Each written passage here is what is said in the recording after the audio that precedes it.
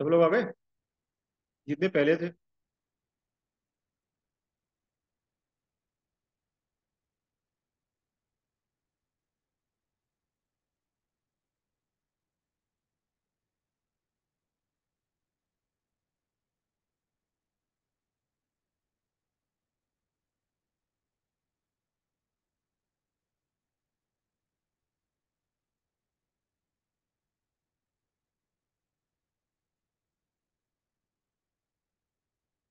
सबको video clear है, audio clear है? चलूं आगे?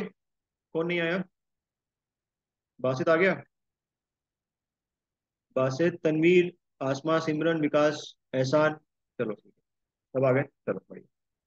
देखो, हाँ, क्या पूछा था मैं आपसे कि अगर मैंने नॉमिनल कवर को डिफाइन कर ही लिया तो मुझे इफेक्टिव कवर डिफाइन करने की जरूरत क्या पड़ी? ऐसा क्या हो गया? ये बात बताओ। जब भी तुम किसी बॉडी का फोर्स ट्रांसफर देखोगे, फोर्स ट्रांसफर कहां से होता है? जो भी ये टेंसाइल रिइंफोर्समेंट फोर्स ट्रांसफर करेगी, कहां से करेगी ये? कहां से करेगी? सीधी से करेगी। तो हमें इफेक्टिव कवर को डिफाइन करना जरूरी हो गया। अभी आगे देखेंगे ना, जब स्टील का फोर्स निकालेंगे तब समझ में आएगी बात सारी। चलो देखो ध्यान से। इस वाले केस में इस वाले केस में अगर मैं आपसे पूछूं इफेक्टिव कवर, इफेक्टिव कवर क्या मैं लिख सकता हूं? ध्यान से देखना बात। इफेक्टिव कवर इक्वल्स टू क्या है? नॉमिनल कवर प्लस, कहां तक पहुंचा मैं? यहां से मैंने कहानी चालू करी, यहां पहुंच गया। अब मैं क्या ऐड करूंगा? ये कौन सा डिस्टेंस है? ये छोटा वाला। क्या चीज है ये रेड वाला? What is this? सब लोग बताओ क्या डिस्टेंस है ये? जो ब्लू वाला है ये, क्या ये डायामीटर है शेयर सिरप का? प्लस क्या आएगा? Diameter of plus diameter of share syrup.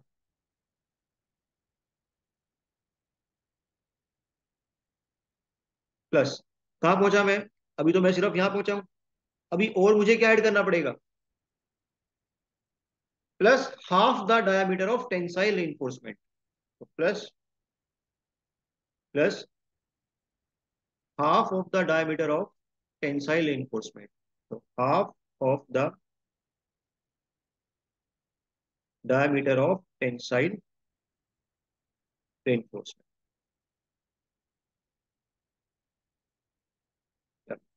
ये तो हमने क्या निकाल लिया? ये तो आपने निकाल लिया कि इफेक्टिव कवर क्या होता है। अगर मैं आपसे बात करूं कि इफेक्टिव डेप्थ क्या होती है, व्हाट इज इफेक्टिव डेप्थ? क्या हो जाएगी? Overall depth minus effective cover, minus effective cover. Effective depth को हम रिप्रेजेंट करते हैं स्मॉल डी से, ओवरऑल डेप्थ को रिप्रेजेंट करते हैं कैपिटल डी से, और माइनस क्या? D dash. ध्यान रखना।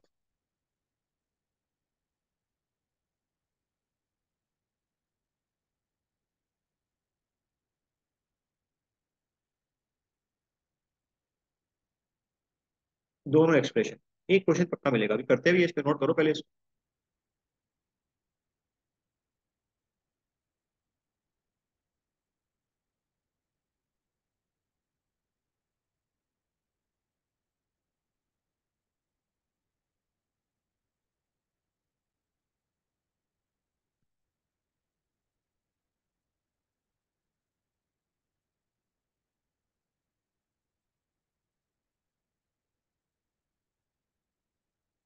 डन।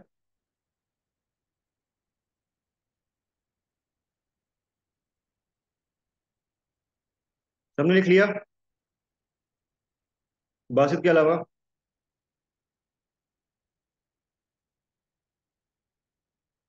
अप्लाई करो इसको। Calculate the value of effective cover, effective cover for extreme condition, if the shear stirrup is of 8 mm and tensile reinforcement and tensile reinforcement diameter is 20 mm. करो calculate. Option है 95 mm, option B 97 mm, option C 93 mm, option D 91 mm।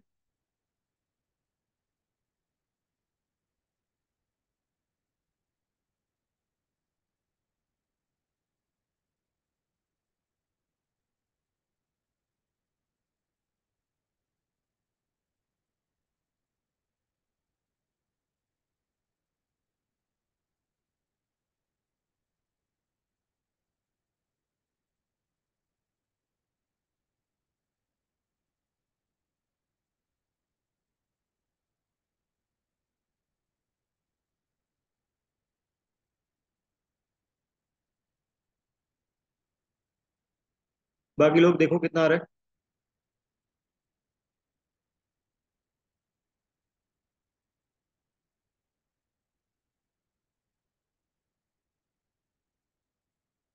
दिमाग लगाओ, check करो अपना। पीछे आपके पास diagram बना हुआ है प्रॉपर।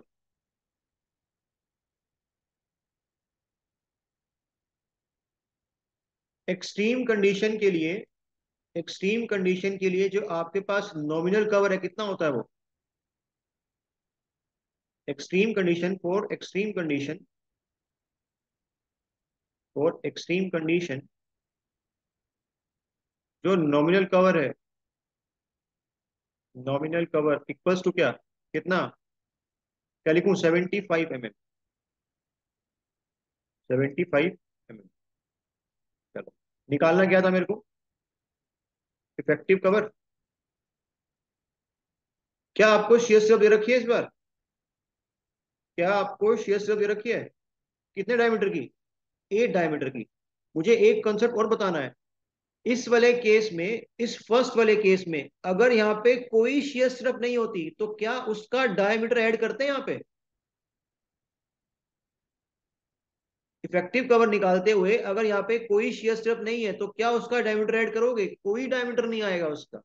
सीधा क्या आएगा? सीधा आएगा nominal cover plus half of the diameter of tensile reinforcement. काम खत्म। क्लियर? बट जनरली, जितनी भी बीम हम डिजाइन करते हैं क्या प्रोवाइड करते हैं वहां पे? जितनी भी बीम्स हम डिजाइन करते हैं क्या प्रोवाइड करते हैं? शियर रेनफोर्समेंट वहां पे प्रोवाइड की जाती है।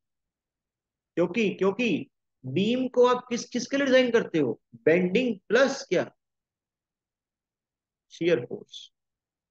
Shear force. आगे बताऊंगा सारी चीजें। तो यहां से क्या हो जाएगा? इफेक्टिव कवर इक्वल्स टू क्या? Nominal cover plus dia of shear stirrup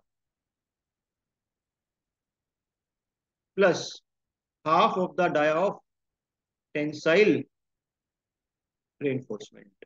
कितना आ जाएगा effective cover? D dash equals to क्या?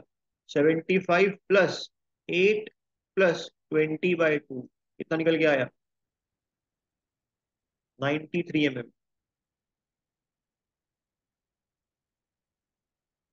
93 mm।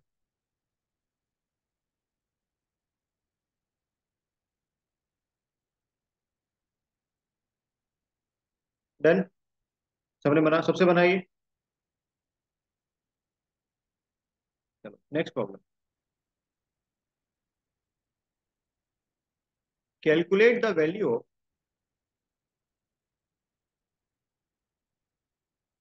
Nominal cover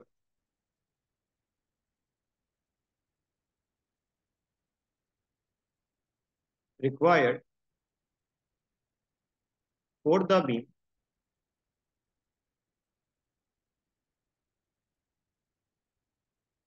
for the beam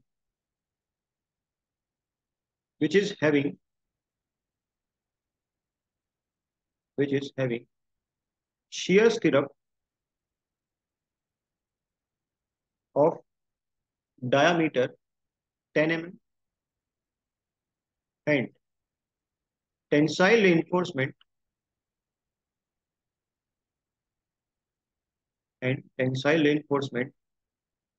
having a diameter of 20 mm, comma, this beam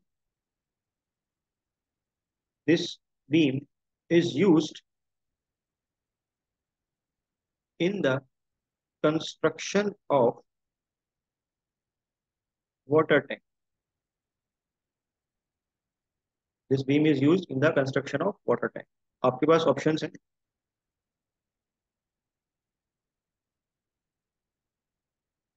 पहला 40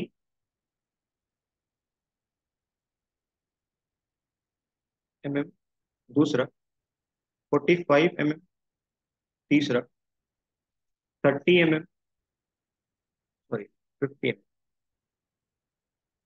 50 mm और last option है आपके पास में 35 mm. बताओ, करो सो.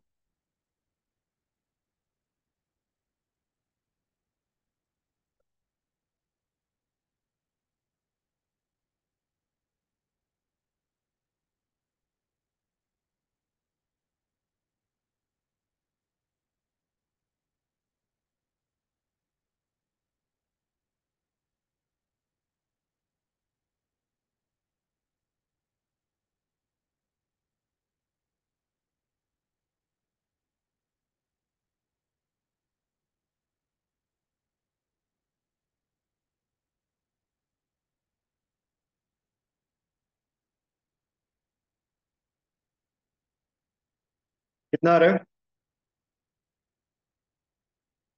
बी आ गया. अच्छा,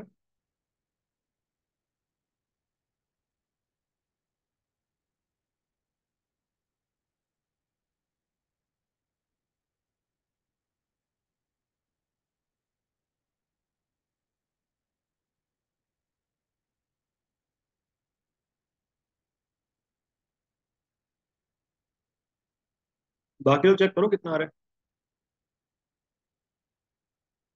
water tank severe condition cover 45.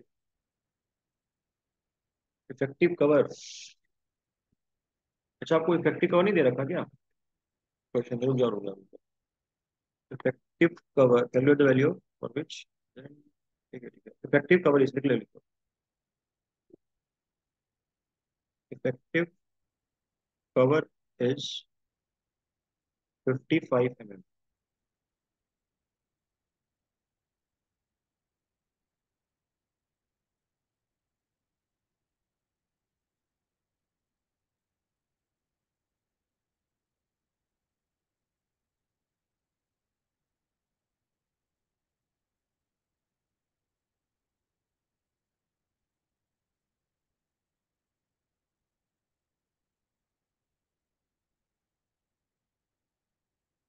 कितना आ रहा है?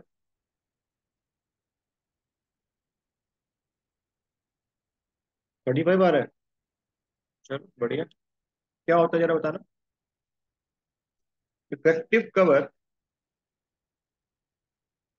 Effective cover is equals to क्या? Nominal cover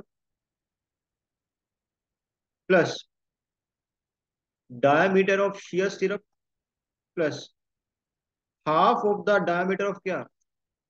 tensile reinforcement, TST. कितना दिया हुआ है आपको इफेक्टिव कवर? 55. नॉमिनल कवर तो मुझे निकालना ही है. आपको डायमीटर दे रखा है 10, प्लस ये कितना हो जाएगा? 20/2, ये भी 10 हो जाएगा. कितना निकल के आया यहाँ से नॉमिनल कवर?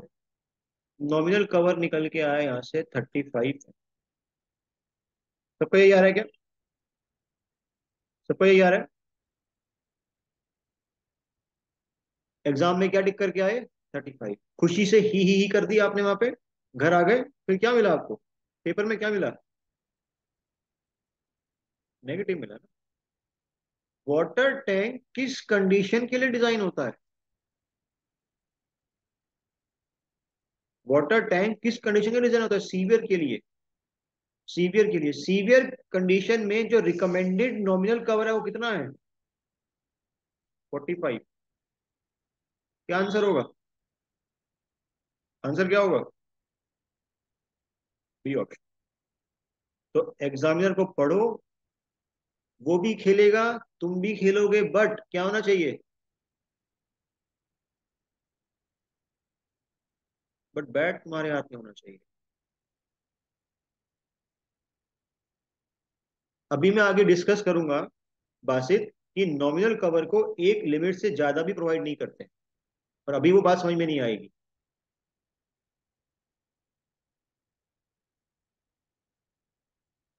ठीक है। तो इस टाइप का प्रॉब्लम आप एक्सपेक्ट करना एग्जाम में पूछा जाएगा आपसे। सबको क्लियर हुआ? चलो आगे। Next. Next point of reference is, जो भी, अब सुनो ध्यान से, जो भी आपने वैल्यूज किसकी, नॉमिनल कवर की अपनी टेबल में डाली है ना, अलग अलग इन्वायरमेंटल कंडीशन के हिसाब से, उन वैल्यूज पे कुछ क्या है, रिस्ट्रिक्शन है। और ये सारी रिस्ट्रिक्शन आपको ऑब्जेक्टिव में पूछता है वो। नोट के फॉर्म में लिख रहा हूं, रिपीट कर रहा हूं क्या बोला मैंने। जो भी वैल्यूज आपने नॉमिनल कवर की अपनी टेबल में डाली हैं on the basis of different environmental condition, उन वैल्यूज पे क्या है, कुछ रिस्ट्रिक्शन है। पहली रिस्ट्रिक्शन, क्या वो नॉमिनल कवर की जो वैल्यूज है पीसीसी पे अप्लाइड होंगी?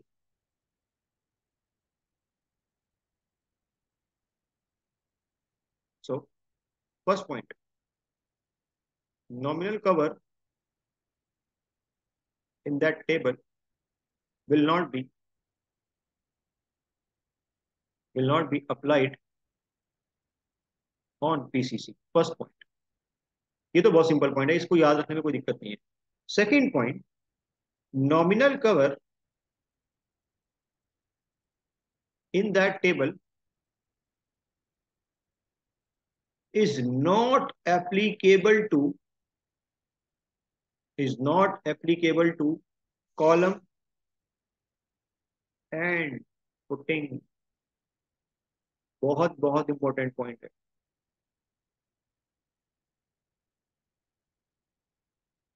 जो भी आपने नॉमिनल कवर यूज किया डिफरेंट डिफरेंट इन्वायरमेंटल कंडीशन के हिसाब से, वो किस पे एप्लीकेबल नहीं है? वो फुटिंग और कॉलम पे एप्लीकेबल नहीं है। और इसकी कहानी आगे करेंगे, सारी कहानी जब सब्जेक्ट कंप्लीट होगा ना, कनेक्ट हो जाएगी आपके दिमाग में अपने आप। और अब तक ये बात समझ में आ रही होगी आपको।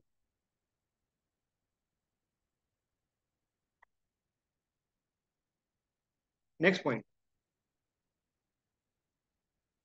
Actual nominal cover, actual nominal cover shall not be shall not be less than the recommended value, shall not be less than the recommended value, and also shall not be more than recommended value, plus 10 mm। इसका मतलब क्या हुआ, ऐसे समझ में नहीं आएगी, बात समझो ध्यान से। फॉर एग्जाम्पल, अगर मैं बात करूं सीवियर कंडीशन की, सीवियर कंडीशन में जो आईएस कोड है, उसने recommended value of nominal cover कितना दिया हुआ है? सीवियर कंडीशन में आईएस कोड ने recommended value of nominal cover कितना दिया हुआ है? 45 mm। 45। तो ये पॉइंट क्या बोलता है कि अगर आपकी सीवियर कंडीशन है, अगर आपकी सीवियर कंडीशन है, तो आप 45 mm से कम क्या नहीं करोगे, उसको यूज नहीं करोगे। क्या आपने क्वेश्चन में इसी कॉन्सेप्ट को अप्लाई किया अभी अभी? बात क्लियर है सबको? बात क्लियर है कि जो भी आपको नॉमिनल कवर दे रखा है रिकमेंडेड, उससे कम यूज नहीं करोगे आप। हाँ, अगर आपको नॉमिनल कवर इंक्रीज करना है अपनी रेनफोर्समेंट की सेफ्टी को इंक्रीज करने के लिए, तो सिर्फ कितने से इंक्रीज कर सकते हो? तो सिर्फ कितने से इंक्रीज कर सकते हो? 10 से। तो मतलब आप मैक्सिमम मैक्सिमम जो नॉमिनल कवर यूज कर सकते हो, कितना यूज कर सकते हो? 45 + 10 कितना? 55 mm। ये कहानी किस केस के लिए हुई सिर्फ? ये सिर्फ आपको एग्जांपल दिया किसका? सीवियर का। सीवियर का। अब आपसे ऑब्जेक्टिव क्या पूछेगा? आपसे ऑब्जेक्टिव ये पूछेगा, जो नॉमिनल कवर की वेरिएशन रेंज होती है, जो नॉमिनल कवर की वेरिएशन रेंज होती है वो कहां से कहां लाई करती है?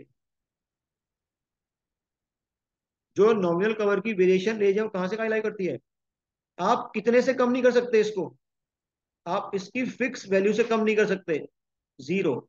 और मैक्सिमम कितना बढ़ा सकते हो इसको? मैक्सिमम आप कितना इंक्रीज कर सकते हो इसको? सिर्फ 10 mm। तो 0 से 10 इसकी रेंज होती है, 0 to 10। यहाँ पे जीरो क्या सिग्निफाई कर रहा है? जीरो ये सिग्निफाई कर रहा है जो इसकी रिकमेंडेड वैल्यू है उससे कम नहीं जाएगा ये। और जो इसकी रिकमेंडेड वैल्यू है उसमें आप मैक्सिमम कितना ऐड कर सकते हो? सिर्फ 10 mm। तो ये पूछेगा आपसे एग्जाम में, variation range of nominal cover. ध्यान रखना इस चीज को, 0 से 10। सबको क्लियर है? ये रिपीट करना है इसके अंदर, क्लियर है? नेक्स्ट पॉइंट ऑफ रेफरेंस, अभी खत्म नहीं हुआ है। Next point of reference, when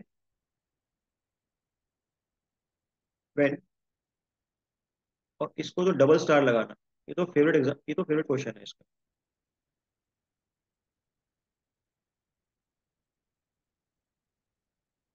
when the diameter of tensile reinforcement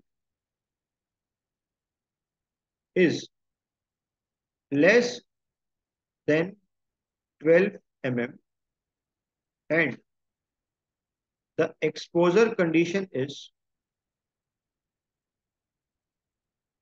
and the exposure condition is mild,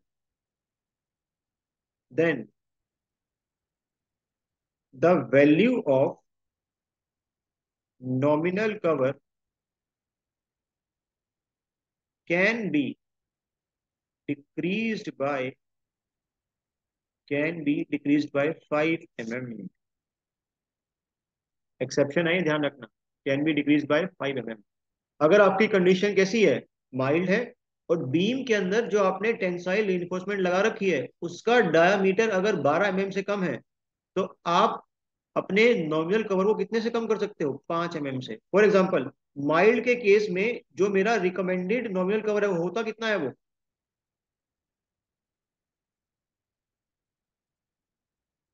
20 mm। 20 mm। अगर आप इसको एक ऐसी बीम में यूज कर रहे हो जहां पे जो टेंसाइल रिइंफोर्समेंट का डायमीटर है वो लेस देन 12 mm है, तो इस केस में मैं नॉमिनल कवर कितना ले सकता हूं? कमेंट करना जरा। 15 mm। अरे, बढ़ाना नहीं है Tanveer, decreased by, not increased by. 15 mm। और ये सिर्फ और सिर्फ कब लगेगा? जब आपकी एक्सपोजर कंडीशन माइल्ड हो और आपकी जो टेंसाइल रिइंफोर्समेंट है इसका डायमीटर 12 से कम हो, तभी लगेगा ये।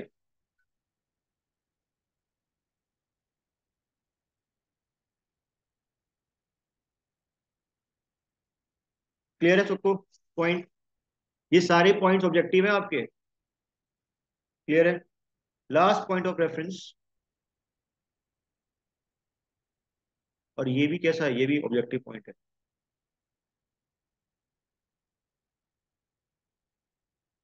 व्हेन द डायमीटर, नहीं ऐसा नहीं,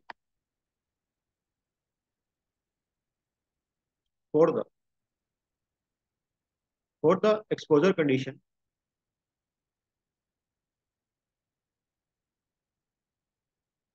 for the exposure condition severe and very severe, severe and very severe, if if the grade of concrete is M35 and above, M35 and above, in such case, in such case recommended nominal cover can be reduced by या decreased bye 5 mm। और ये point बहुत बहुत बहुत important है, ध्यान से समझो बात।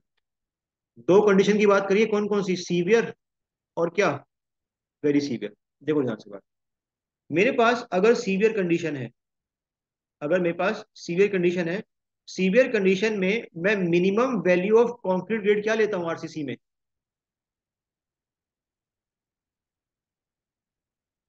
M30, M30। और अगर मैं M30 यूज करता हूं तो मेरा कोड मुझे नॉमिनल कवर क्या रिकमेंड करता है, 45 mm, 45। अब ध्यान से बात सुनो, अगर आप सीवियर कंडीशन में, अगर आप सीवियर कंडीशन में M35 या उससे उससे बड़ा यूज कर रहे हो, तो आप नॉमिनल कवर को कितने से डिक्रीज कर सकते हो, तो आप, तो कितना आएगा इस केस में, कितना आ जाएगा, 40 mm, 40 mm। Next point of reference, ये तो किसकी बात करी, ये तो हमने बात करी सीवियर की, ये बात करी सीवियर की। Next point of reference very severe. Very severe में ग्रेड ऑफ कंक्रीट क्या है, M35, M35। Recommended nominal cover कितना है, 50 mm, 50 mm। अब जो बच्चे गलती करते हैं वो ध्यान से सुनो बात, अगर मैं यहाँ पे ग्रेड यूज कर लूंगा M35, लिखा है ना M35 एंड अबव, यहाँ पे लिखा हुआ है इज M35 एंड अबव, तो अगर मैं M35 यूज कर रहा हूं तो मैं क्या 5 से रिड्यूस करूंगा क्या इसको, अगर मैं M35 ही यूज कर रहा हूं तो क्या 5 से रिड्यूस करूंगा, नहीं करूंगा, कितना आएगा, 50 आएगा। बट अगर इस कंडीशन के लिए मैंने, इस कंडीशन के मैंने M40 या उससे अबव यूज किया, इस कंडीशन के लिए मैंने अगर M40 या उससे अबव यूज किया, अब मैं क्या कर सकता हूं मैं, अब मैं 5 से डिक्रीज कर सकता हूं, तो अब क्या यूज कर लूंगा मैं यहाँ पे, 45 है, 45। So this is all about your nominal cover and effective cover. सबको मजा आया इसमें, आई होप कि आपको कुछ नया पता चला होगा इसमें।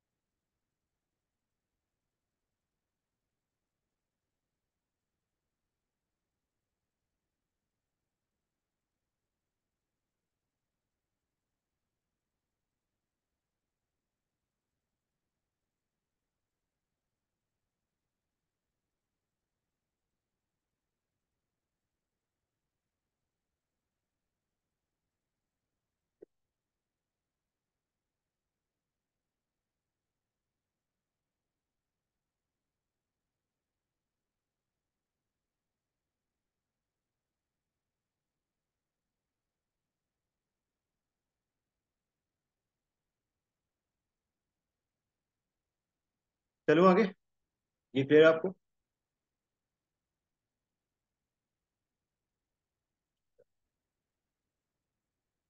इसको नोट किया आप लोगों ने सबने, is it noted bye everyone.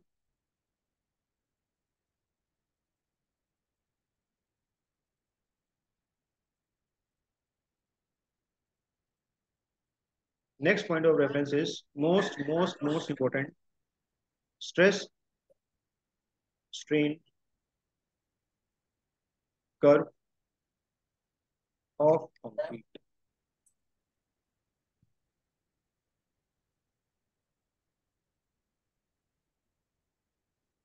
मुझे बताओ, जिन्होंने सोम पढ़ा है, स्ट्रेस स्ट्रेन कर्व प्रॉपर्टी होती है या नहीं होती है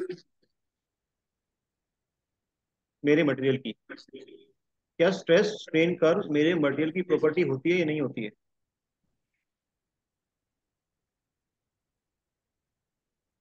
तो उसके बताओ, जो स्ट्रेस स्ट्रेन कर्व है क्या वो मेरे मटेरियल की प्रॉपर्टी होती है या नहीं होती? आपको मैंने एक बात बताई थी, जो लोड डिफॉर्मेशन कर्व है, जो लोड डिफॉर्मेशन कर्व है, क्या ये मेरे मटेरियल की प्रॉपर्टी होती थी? नहीं। लेकिन जो स्ट्रेस स्ट्रेन कर्व है ये क्या है? ये मेरे मटेरियल की प्रॉपर्टी है। और मैंने आपको 100 में पढ़ाया था, स्ट्रेस स्ट्रेन कर्व पढ़ना क्यों जरूरी है? इससे मुझे क्या पता चलता है? इससे मुझे मेरे मटेरियल के बिहेवियर के बारे में पता चलता है, जो मैं स्टडी करता हूँ। आपको बात क्लियर है? तो यहाँ से आगे बढ़ने से पहले मुझे ये बताओ, जो कंक्रीट हम पढ़ रहे हैं ये एक डक्टाइल मटेरियल है या एक ब्रिटल मटेरियल है? ब्रिटल है। अगर कंक्रीट एक ब्रिटल मटेरियल है तो इसका जो फेलियर होगा वो सडन होगा या यील्डिंग फेलियर होगा? सडन होगा, ये बात भी क्लियर है, चलो बढ़िया बात। इसका जो फेलियर रेंज है, कंक्रीट का जो फेलियर रेंज है वो इलास्टिक लिमिट के आसपास होगा या अल्टीमेट पॉइंट के आसपास होगा?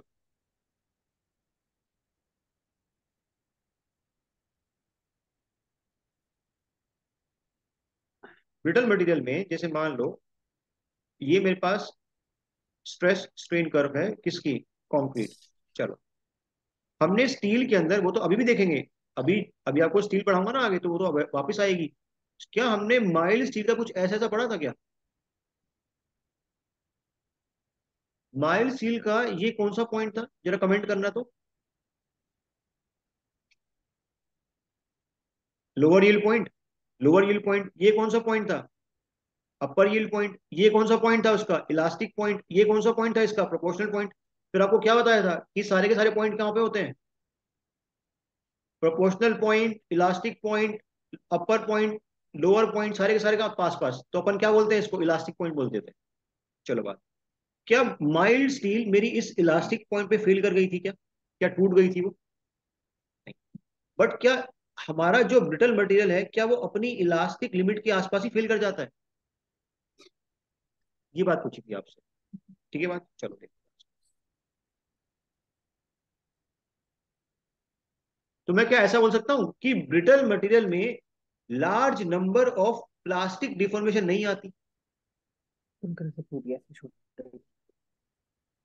चलो देखो ध्यान से। बोले ना, तो बोलना रिश्ता।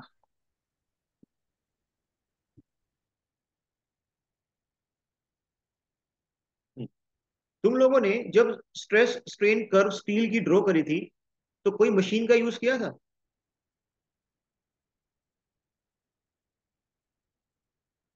Universal testing machine. तो अगर मुझे किसी भी मटेरियल की स्ट्रेस स्ट्रेन कर्व बनानी है तो उसकी टेस्टिंग करनी पड़ेगी। हमने क्या कंक्रीट की भी टेस्टिंग करी है? किसके अंदर? यूटीएम के अंदर। कौन सा लोड लगाया उस पर आपने? कंक्रीट के जब क्यूब बनाए थे कौन सा लोड लगाया? कंप्रेसिव लोड लगाया। उसका टाइप कैसा था? यूनिएक्सियल लोड था। यूनिएक्सियल। और क्या वो एक्सिस से पास कराया था आपने?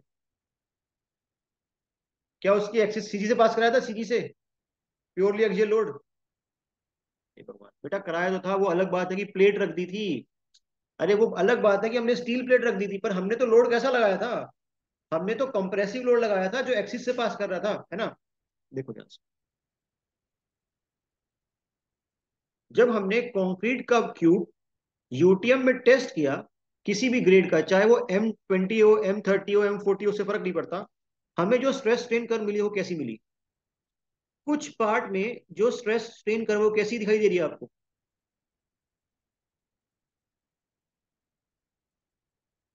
स्ट्रेस स्ट्रेन कर्व कैसी दिखाई दे रही है आपको? लीनियर है ये, लीनियर बोल लो। उसके बाद क्या हुआ? उसके बाद स्ट्रेस स्ट्रेन कर्व कैसी हो गई? नॉन लीनियर हो गई। Non linear.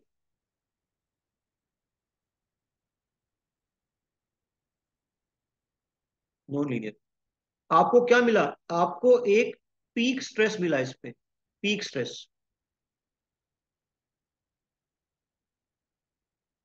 Peak stress. उसके बाद क्या मिला आपको? उसके बाद ध्यान से बात सुनो, बात सुनो ध्यान से। अगर कंक्रीट मेरा, अब ये बहुत इंपॉर्टेंट पॉइंट है, अगर मान लो कंक्रीट मेरा एक ब्रिटल मटेरियल है तो क्या ये ब्रिटल मटेरियल पीक स्ट्रेस पे ही फेल कर जाते हैं? जैसे ही उसके अंदर अल्टीमेट स्ट्रेस आता है क्या फेल कर जाते हैं वो? ठीक है बात।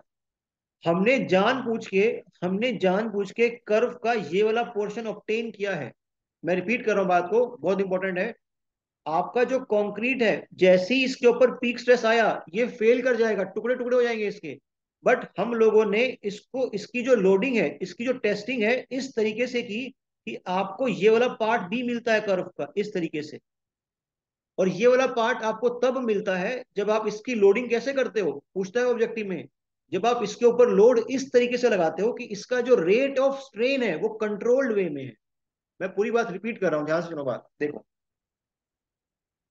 क्योंकि कंक्रीट मेरा एक ब्रिटल मटेरियल है, तो ब्रिटल मटेरियल के अंदर जैसे ही पीक स्ट्रेस आता है, ब्रिटल मटेरियल के अंदर जैसे ही पीक स्ट्रेस आता है, वो क्या कर जाते हैं इस पॉइंट पे वो ब्रेक कर जाते हैं। ब्रेक, और कैसा ब्रेक करते हैं, वो सडन ब्रेक करते हैं, सडन ब्रेक। और ये वाला पॉइंट किसके आसपास होता है, ये वाला पॉइंट इलास्टिक लिमिट के आसपास होता है। मुझे बताओ यहां तक कोई दिक्कत किसी को, इस पॉइंट में कोई दिक्कत?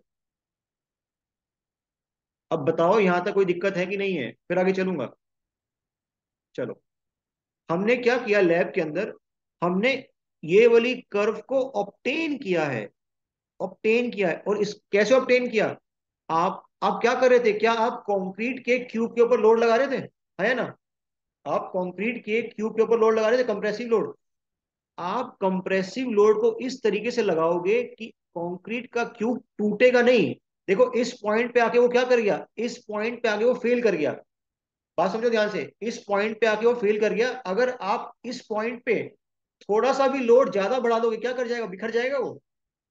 अगर वो इस पॉइंट पे आके फेलियर कंडीशन में आ गया, तो अगर मैं इस पॉइंट से लोड को बहुत इंक्रीज कर दूं, टुकड़े टुकड़े हो जाएंगे उसके। बताओ मेरे को। तो जैसी जैसी मेरे को ये वाला पॉइंट मिला ना, तो मैंने लोडिंग का जो रेट है वो इस तरीके से एडजस्ट कर दिया कि मुझे क्या मिल रहा है, मुझे उसके अंदर अभी भी स्ट्रेन मिल रहा है। मतलब वो टूटा नहीं है, लेकिन टूटने की कंडीशन पे है। बात समझ रहे हो बात? समझ में आई? रिपीट करना है इसको? मैं रिपीट करता हूँ, देखो यहाँ से। आपने लोडिंग इंक्रीज करी, लोडिंग इंक्रीज करी। लोडिंग इंक्रीज करने से क्या हो रहा था, लोडिंग इंक्रीज करने से स्ट्रेन इंक्रीज कर रहा था। लोडिंग इंक्रीज करी, स्ट्रेन इंक्रीज किया। स्ट्रेन इंक्रीज किया तो क्या इंक्रीज हुआ, उसके अंदर स्ट्रेस इंक्रीज हुआ। चलो बात ठीक है। आप लोड लगाते गए, लोड लगाते गए, एक टाइम ऐसा आया कि इसके पास पीक स्ट्रेस आया। अब आप अगर लोड को, अब अगर आप लोड को उसी रेट से लगाओगे जिस रेट से आप पहले लगा रहे थे, तो यहां पे आते ही मटेरियल क्या कर जाएगा। अगर आप लोड को उसी रेट से लगाओगे जिस रेट से आप लगाते आ रहे थे, तो यहां पे आके मटेरियल क्या हो जाएगा, ब्रेक कर जाएगा, ब्रेक कर जाएगा। बट मैंने क्या किया, जैसे ही मैं इस पॉइंट पे आया ना, मैंने अपने लोडिंग के रेट को एडजस्ट किया। हो सकता है कम किया बहुत ज्यादा, ताकि मुझे ये वाला पोर्शन क्या मिले कर्व का, ताकि मुझे ये वाला पोर्शन मिले कर्व का। समझ रहे हो बात आप? सबको बात क्लियर है? सबको बात क्लियर है या रिपीट करना है? एक और बात, एक और बार रिपीट कर देता हूं मैं, क्योंकि इंपॉर्टेंट चीज है, क्योंकि ये आपका बेस बनेगा आगे जाके। हम लोगों ने क्या किया, हम लोग एक रेट ऑफ लोडिंग लगा रहे थे जिससे मुझे ये वाली कर्व मिल रही थी। जैसे ही मैं इस वाले पॉइंट पे आया, मैंने अपनी रेट ऑफ लोडिंग को इस तरीके से एडजस्ट किया कि मुझे ये वाला पार्ट मिले। अगर मैं अपनी रेट ऑफ लोडिंग को एडजस्ट ना करूं, तो क्या आपको ये वाला पार्ट मिलेगा कर्व का? नहीं मिलेगा, क्योंकि आपको इसी पॉइंट पे क्या मिल जाएगा, फेलियर मिल जाएगा, फेलियर मिल जाएगा। लोडिंग को इस तरीके से एडजस्ट करने को बोलते क्या है, इसको बोलते हैं strain, strain controlled loading, strain controlled loading. सबको क्लियर है बात? आया ना? अच्छी बात, पूरा माथा लग गया इसमें।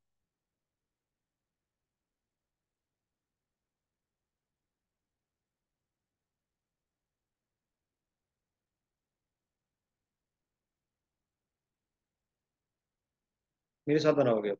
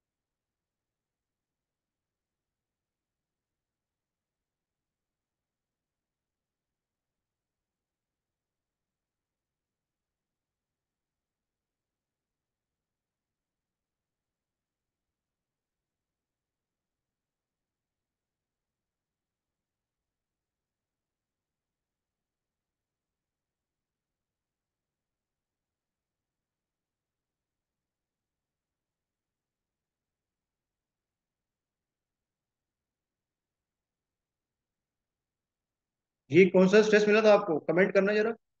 ये स्ट्रेस कौन सा था? Peak stress. Peak stress. ये वाली जो आपको कर्व मिली है, ये वाली जो आपको कर्व मिली है, इसको क्या बोलते हैं? इसको बोलते हैं स्ट्रेन कंट्रोल लोडिंग कर्व। तो this curve is obtain due to, this curve is obtained due to strain controlled loading.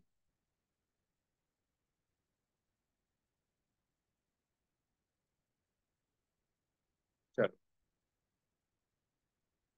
अब ध्यान से देखो बात। मान लो ये जो आपने स्ट्रेस स्ट्रेन कर्व बनाई ना, ये आपने बनाई कंक्रीट का ग्रेड, लेटर सपोज M20। चलो, तो कंक्रीट के जो ग्रेड है M20, उसका कुछ ना कुछ क्या आएगा, पीक स्ट्रेस आएगा। मुझे एक बात बताओ, अगर मैं कंक्रीट का ग्रेड इंक्रीज करूंगा और उसकी टेस्टिंग करूंगा, तो आपको पीक स्ट्रेस ज्यादा मिलेगा कम मिलेगा? अगर मैं कंक्रीट का ग्रेड इंक्रीज करूंगा और उस क्यूब को टेस्ट करूंगा, तो मुझे पीक स्ट्रेस ज्यादा मिलेगा कम मिलेगा? ज्यादा मिलेगा। चलो, लेट अस सपोज जो ये आपने कंक्रीट की स्ट्रेस स्ट्रेन कर्व बनाई है, ये बनाई है M20 के लिए। चलो, अब हमने एक क्यूब M30 से बनाया और उसकी टेस्टिंग कर रहे हैं।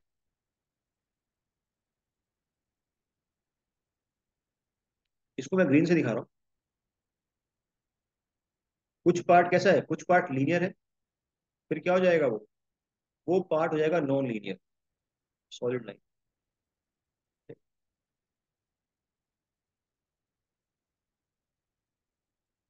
पीक स्ट्रेस मिला आपको।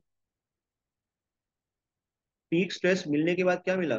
पीक स्ट्रेस मिलने के बाद आपने लोडिंग इस तरीके से एडजस्ट करी कि आपने ये पोर्शन क्या किया, निकाला है कर्व का,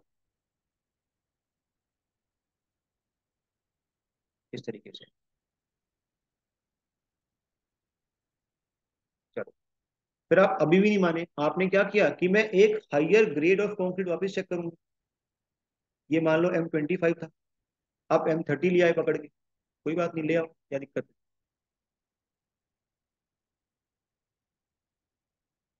M30 ले आए।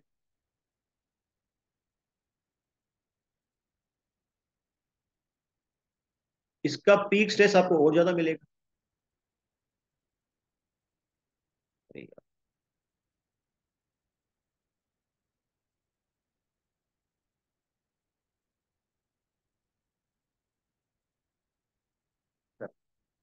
ये मान लो ये ग्राफ है किसके लिए, M30। ठीक है, ये इसका पीक स्ट्रेस, ये इसका पीक स्ट्रेस और ये इसका पीक स्ट्रेस, सब लोगों ने ग्राफ बना लिया है ना? फिर मैं आपको इसमें पॉइंट्स बताऊंगा सारे। बनाओ, फटाफट बनाओ।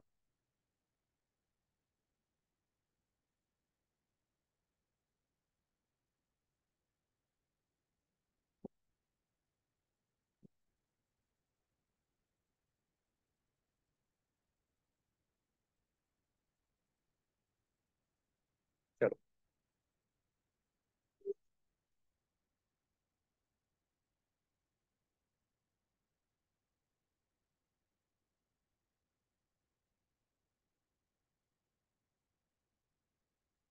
बन गया, सबने डायग्राम बना लिया।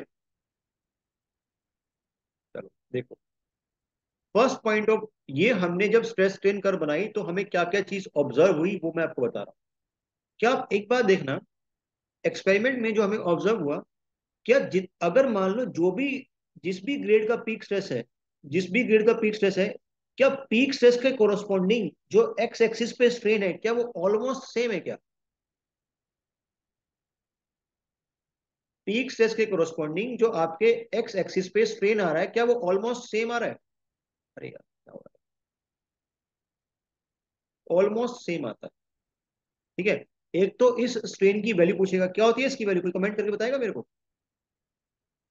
इस स्ट्रेन की वैल्यू कितनी होती है जहां पे कंक्रीट के किसी भी ग्रेड के अंदर पीक स्ट्रेस आता है निकल के? 0.002। 0.002। बहुत बढ़िया, 0.00, फर्स्ट पॉइंट ऑफ रेफरेंस जो हमें ऑब्जर्व हुआ। अभी सिर्फ सुनना है, मैं सारी चीज लिखवाऊंगा ये। उसके बाद देखो, इनिशियल पोर्शन, ये कौन सा पॉइंट है? क्या ये प्रोपोर्शनलिटी लिमिट है ना? क्या तीनों के केस में ये प्रोपोर्शनलिटी लिमिट है? स्ट्रेस स्ट्रेन कर्व के अंदर अप टू प्रोपोर्शनलिटी लिमिट जो स्लोप होती है वो कौन रिप्रेजेंट करता है?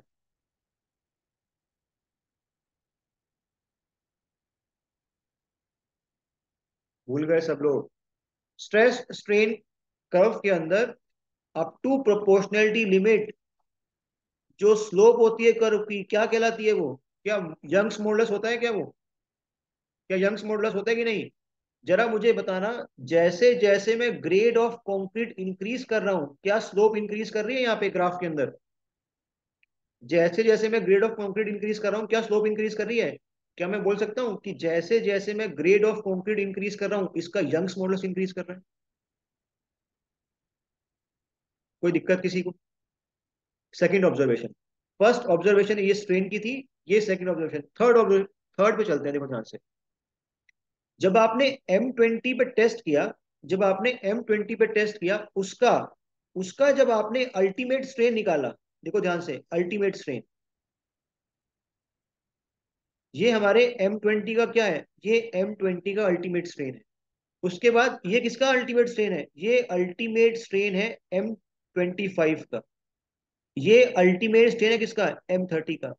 जरा कमेंट करना क्या हो रहा है? क्या जैसे जैसे मैं ग्रेड ऑफ कंक्रीट इंक्रीज कर रहा हूं, अल्टीमेट स्ट्रेन कम हो रहा है, इंक्रीज कर रहा है?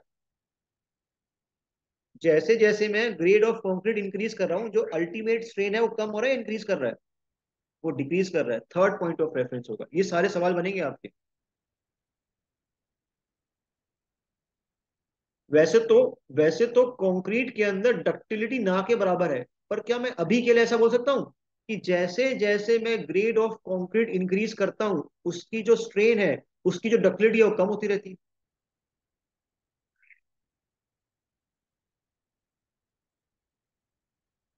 भाई डक्टाइल मटेरियल वो मटेरियल है ना जो बहुत ज्यादा स्ट्रेन शो करता है मेरे को। जैसे जैसे आप ग्रेड को इंक्रीज कर रहे हो, स्ट्रेन क्या कर रहा है? अल्टीमेट स्ट्रेन डिक्रीज कर रहा है। तो क्या मैं सिर्फ रेफरेंस के लिए ये बोल सकता हूँ कि डक्टिलिटी भी डिक्रीज कर रही है उसकी? हाँ या ना? भाई स्ट्रेन कम हो रहा है, स्ट्रेन कम हो रहा है तो मतलब क्या? डक्टाइल कम है, वो सीधी सी बात है। नहीं आई बात समझ में? समझ में नहीं आई बात आप लोगों को? बताओ मेरे को। क्लियर है? ये सारे पॉइंट्स लिखवाने हैं मेरे को, बस लिखो एक एक करके। मैं रिपीट कर देता हूँ लास्ट पॉइंट। जैसे जैसे आप ग्रेड इंक्रीज कर रहे हो, आपका जो अल्टीमेट स्ट्रेन है वो क्या करता है? वो कम हो रहा है। और अगर अल्टीमेट स्ट्रेन कम हो रहा है, तो मैं एक रेफरेंस के लिए ये बोल सकता हूँ कि जो डक्टिलिटी है वो भी क्या हो रही है? कम हो रही है। बस ये बात। Last point of reference, last point of reference, जो आपको अल्टीमेट स्ट्रेन मिलता है ना, जैसे मान के चलो इस वाले का अल्टीमेट स्ट्रेन कुछ यहाँ पे मिल रहा है M20 के लिए, M25 के लिए जो अल्टीमेट स्ट्रेन है वो यहाँ पे मिल रहा है, जो M35 है या M30 है उसका जो अल्टीमेट स्ट्रेन है, क्या फिक्स वैल्यू है क्या अल्टीमेट स्ट्रेन की? क्या different different grades of concrete के लिए फिक्स वैल्यू अल्टीमेट स्ट्रेन की? तो क्या निकल के आएगी? क्या एक रेंज निकल के आएगी? क्या एक रेंज निकल के आएगी? और वही रेंज पूछता है आपसे वो क्वेश्चन के अंदर। लिख रहा हूं मैं सारे points. First point of reference.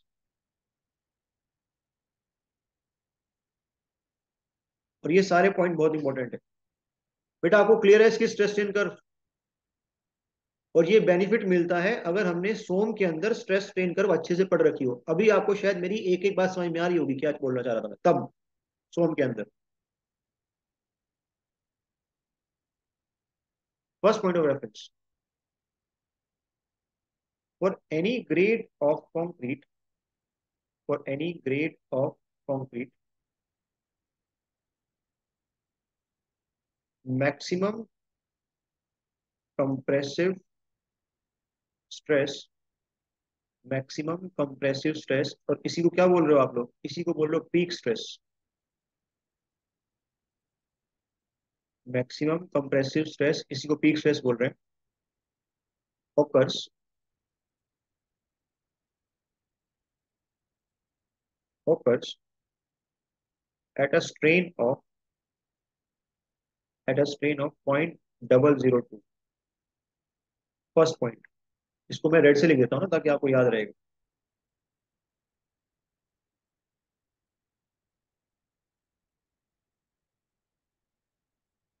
Next point of reference, as the grade of concrete, as the grade of concrete increases, the slope of the stress strain curve, the slope of the stress,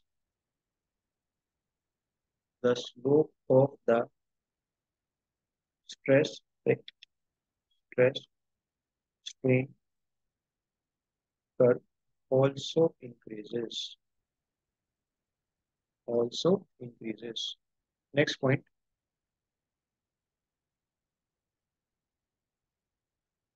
as the grade of concrete, as the grade of concrete increases, the ultimate value of the ultimate strain value क्या करती है बताओ? As the grade of concrete increases क्या करती है? Ultimate strain value decreases, the ultimate value of strain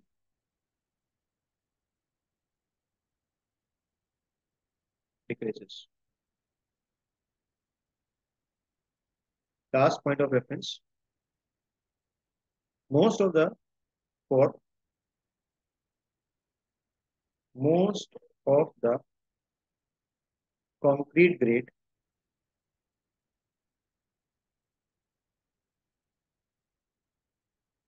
ultimate ultimate strain value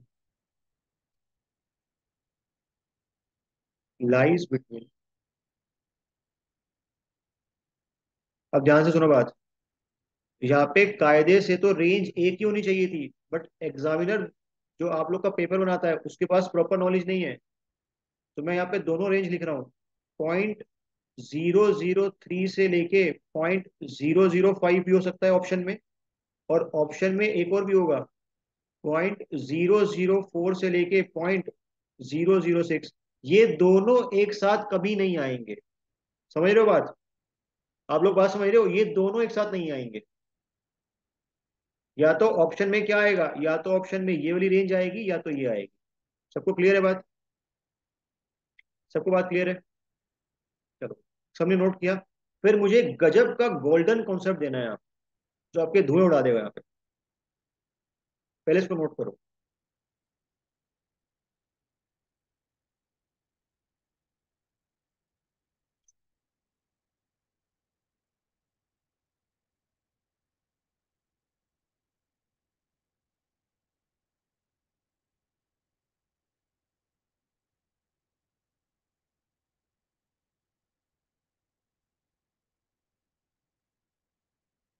और I can guarantee that कि आपने वो कभी उस एंगल से नहीं सोचा होगा, और बहुत मजेदार बात बताने वाला हूँ अभी।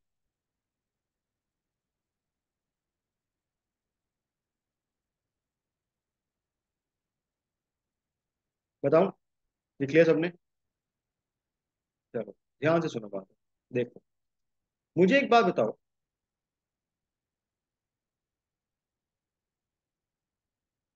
अगर कंक्रीट के ग्रेड पे पीक स्ट्रेस पे अगर स्ट्रेन की वैल्यू 0.002 है, तो जब ये अपना बिहेवियर प्रोपोर्शनल शो कर रहा होगा, तो क्या यहाँ पे जो स्ट्रेन आएगा उसकी वैल्यू 0.002 से छोटी होगी? भाई, जब पीक स्ट्रेस पे जो आपने स्ट्रेन लिखा वो कितना लिखा? 0.002। मैं बात कर रहा हूं up to the proportional limit, जो स्ट्रेन की वैल्यू आएगी क्या वो 0.002 से छोटी आएगी, बड़ी आएगी? पहले तो बताओ। कम आएगी, कम आएगी।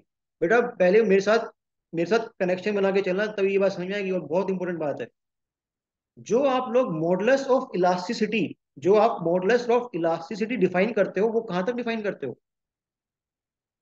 किसी भी मटेरियल की जो आप मॉडुलस ऑफ इलास्टिसिटी डिफाइन करते हो, कहां तक डिफाइन करते हो? चलो, प्रोपोर्शनल भी छोड़ दो, क्या आप इलास्टिक लिमिट तक करते हो? अगर मैं जनरल पूछूं तो ठीक है बात, चलो। अभी आप अगर मान लो आपने आरसीसी पहले कभी पढ़ रखा है, तो लिमिट स्टेट मेथड में, तो लिमिट स्टेट मेथड में हम कंक्रीट का जो स्ट्रेन है वो कहां तक ले जाते हैं? लिमिट स्टेट मेथड में जो कंक्रीट के अंदर स्ट्रेन है वो कहां तक ले जाते हो आप? लिमिट स्टेट मेथड के अंदर जो कंक्रीट का स्ट्रेन है वो कहां तक ले जाते हो? क्या आपने ये वैल्यू सुनी है? 0.0035, कुछ ऐसा ऐसा। और ये सबने सुनी होगी वैल्यू, ये वैल्यू सबने सुन रखी है। लिमिट स्टेट मेथड में जो आप डिजाइन करते हो, तो आप क्या कंक्रीट के अंदर मैक्सिमम वैल्यू ऑफ स्ट्रेन जो लेते हो, क्या वो 0.0035 होती है क्या, हाँ या ना? जरा मुझे बताना, 0.0035 जो आपने स्ट्रेन लिया, क्या वो इलास्टिक लिमिट के बाहर आएगा या अंदर आएगा? डिजाइनिंग में जो आपने ये 0.0035 कंक्रीट का स्ट्रेन लिया, ये बाहर आएगा कि अंदर आएगा? अगर ये इलास्टिक लिमिट से बाहर आया, तो आप कंक्रीट का मॉडुलस ऑफ इलास्टिसिटी यूज कर सकते हो क्या, ये वाला? क्या आप कंक्रीट का ये वाला मॉडुलस ऑफ इलास्टिसिटी यूज कर सकते हो? अरे तभी तो आप empirical modulus of elasticity use करते हो कंक्रीट का। ऐसा कुछ कुछ याद है? क्यों? क्योंकि मॉडुलस ऑफ इलास्टिसिटी तो कहाँ पे डिफाइन होता है? सिर्फ विद इन प्रोपोर्शनल लिमिट या with in elastic limit. But आप तो कंक्रीट के केस में एक इंपेरिकल इक्वेशन यूज करते हो। क्यों यूज करते हो? क्योंकि जो आप स्ट्रेन ले रहे हो डिजाइनिंग में, वो स्ट्रेन इलास्टिक लिमिट से बाहर है। समझ में आई बात? मजा आया इसमें? और इसी मॉडुलस को क्या बोलते हो? इसी मॉडुलस को बोलते हो सीकेंट मॉडुलस ऑफ, क्या बोलते हो आप लोग? बोलते हो ना सीकेंट मॉडुलस। कंक्रीट के जो आप ये इंपेरिकल इंपेरिकल फॉर्मूला यूज करते हो, इसको बोलते हो क्या? सीकेंट मॉडुलस बोलते हैं इसको। कल पढ़ेंगे ये चीज को, बताऊंगा कल। कल ज्यादा दिमाग खुल जाएगा बिल्कुल, घोड़े दौड़ेंगे दिमाग के कल।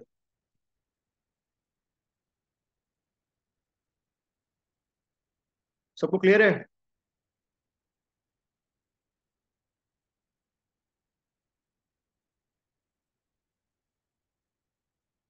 1 मिनट।